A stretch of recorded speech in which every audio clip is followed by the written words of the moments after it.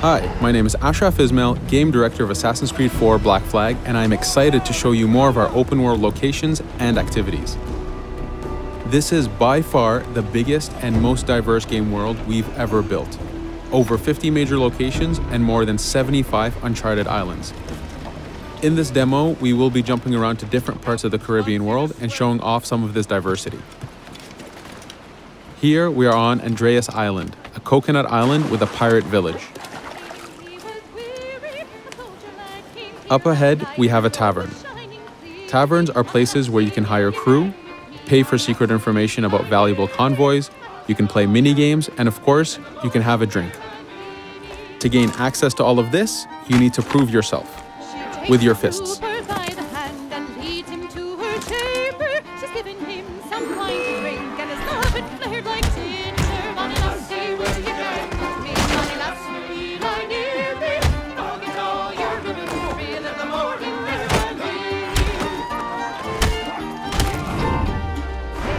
Now that the fight is over, you have access to the tavern and its services.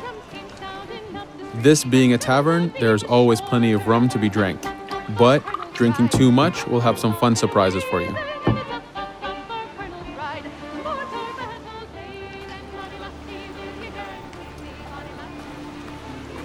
Now let's head to that viewpoint and sync up. Each viewpoint in the game is a small navigation puzzle to reach the top. Synchronizing unfogs the map, showing you nearby collectibles and activities, and it also becomes a fast travel point so that you can quickly get back here. The world is massive. We needed to make it comfortable and easy for you to get to where you want.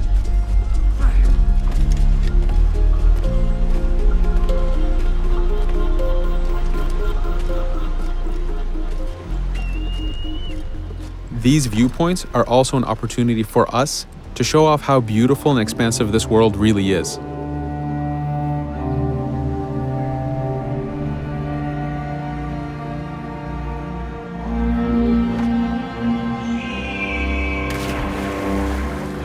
Now we're heading to another important location, underwater shipwrecks. We are now able to access these locations because we recently purchased a diving bell. These are real 18th century devices that pirates and sailors used to access the underwater. Underwater is how the golden age of piracy started. Through an incredible hurricane, tons and tons of Spanish gold was lost at the bottom of the seabed. This attracted poor, jobless sailors and pirates to dive down and grab this treasure. It was important for us to include the underwater as a new environment because it was so important to the history of piracy. The underwater is full of unknown dangers and predators.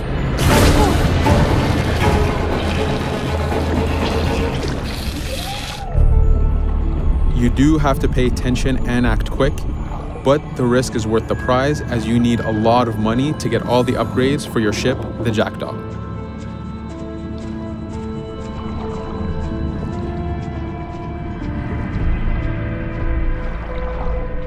Stealth is very important, even in the underwater. Here, we can use the seaweed and plant life to keep yourself hidden from sharks and other dangers.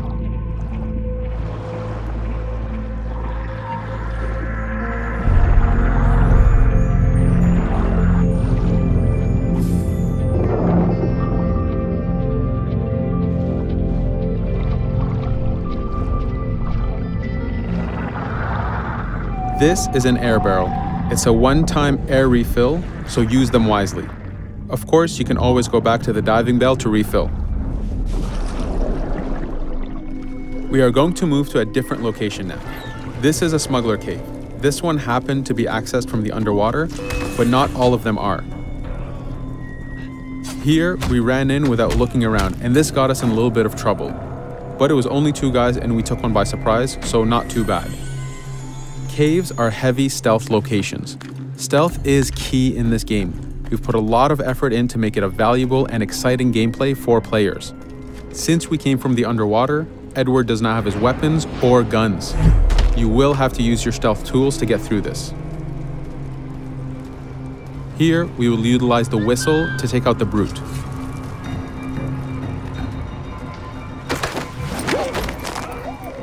Anytime an enemy is taken out, they will drop their weapon for you to use.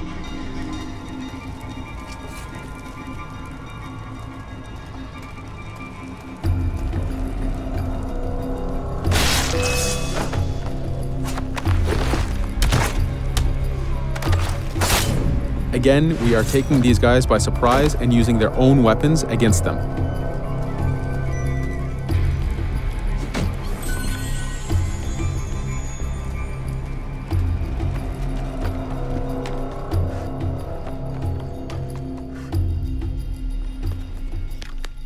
Using just your fists keeps things quiet. This allows you to take advantage over the second guard.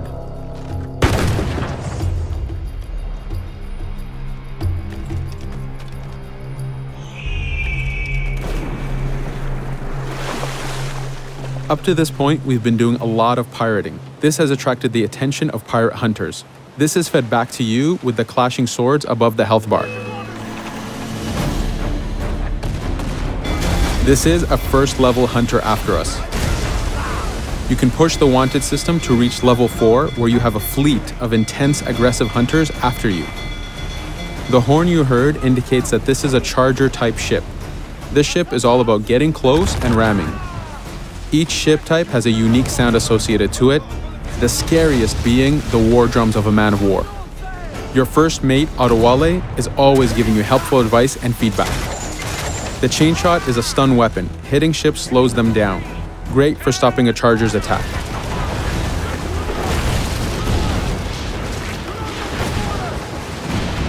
As the masts come down, we can start a boarding. We need to take out 10 crew members to win the boarding. Of course, we can do it any way we want. In this case, since this is a smaller ship, the swivel gun is very efficient.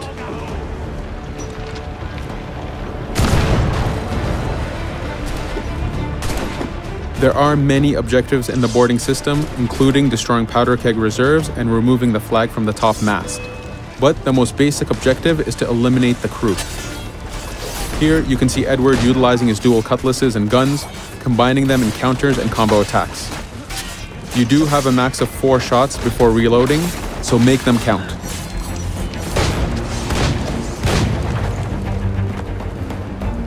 Plundering a hunter allows you to send a very powerful ship to your fleet. They are also a good way to gain ammo for the Jackdaw. In this case, we will use this opportunity to lower our wanted level.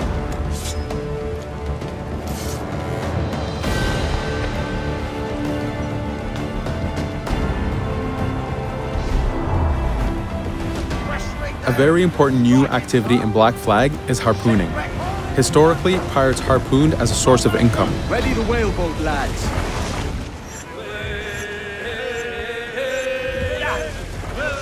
Harpooning is a part of upgrading Edward and his gear. There are many different types of creatures to harpoon, and they are all needed to get every single upgrade. Steady now, lads.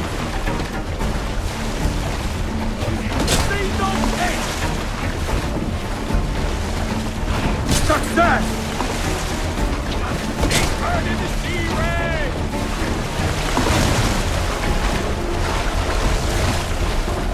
It's weakening! The blast has torn the rope! Stay sharp, lads. This is one of the smaller harpooning targets. Just imagine taking on a great white shark or a blue whale.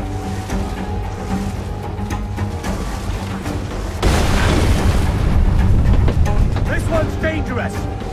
The harpooning activity itself has upgrades, and you will need them to take on the bigger targets. You can upgrade the health of the rowboat, the number of harpoons you carry, and the damage of the harpoons themselves.